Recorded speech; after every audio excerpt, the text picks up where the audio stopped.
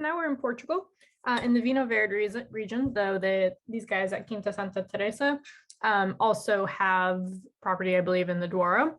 So in northern Portugal. Fun fact, we're actually going with Savi as far as to Portugal. Actually, I'm going to my friend's wedding in Portugal, but we're also going to go see some of these producers in October. So hopefully we'll have some cool content for you guys on that as well. So I've been feeling a bit of a Portuguese mood lately, as you might have been able to tell from the past couple of months. So when you think of Vinho Verde, normally you're thinking of, bubbly, fresh white wines. And this one's definitely fresh, but it is not bubbly.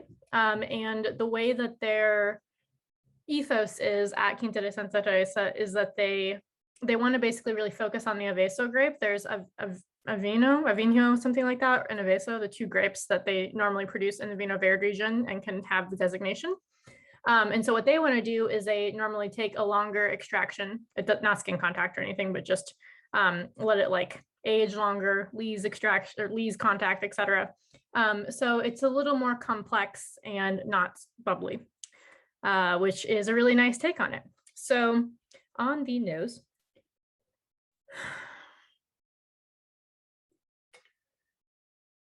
so it has actually, the first thing I'm getting, which is surprising me a little bit, is like petrol. So like almost in like a, like a Riesling fashion. That's mainly on the top though. And then when we get down here, more of the things I would expect, like lemon, like minerality, as you would say, or rocks of some kind. We were just talking about lees, and I do think, we'll see more on the palate. I do think that there's going to be a little bit of that lees on here, like brioche or some sort of like potential creaminess. So let's try it.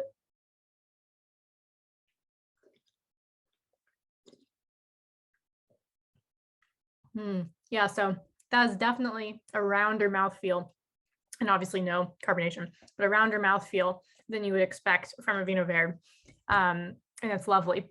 So on the palate, it is really round, as I just mentioned, and I do think that like kind of creaminess, brioche, whatever, is definitely still there. It was on the nose, now it's here on the palate.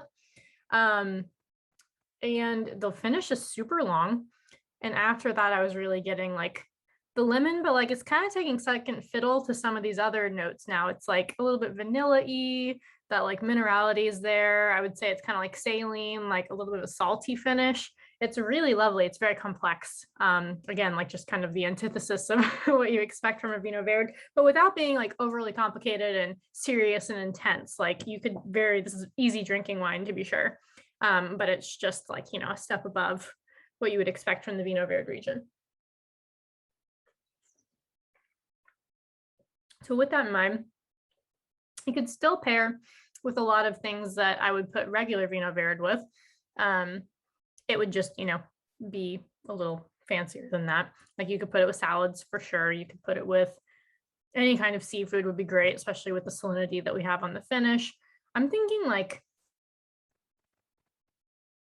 shrimp pasta, or like pasta with seafood in it, would be really nice with this, because like I said, it has that rounder mouthfeel. So even if you have like a creamy pasta, it would be lovely with it. Or like a pasta primavera, maybe, where like it's just vegetables, and that would work really well. Maybe a little chicken or something. It's very food friendly, but again, like, a little bit, it's like an elevated Vinho Verde basically. So I hope that you enjoy it. If you haven't like consciously thought about the Avesso grape before, this is a really good example to see how it can be if you really let it perform, versus kind of add some bubbles, maybe blend it and put it in the bottle. So enjoy.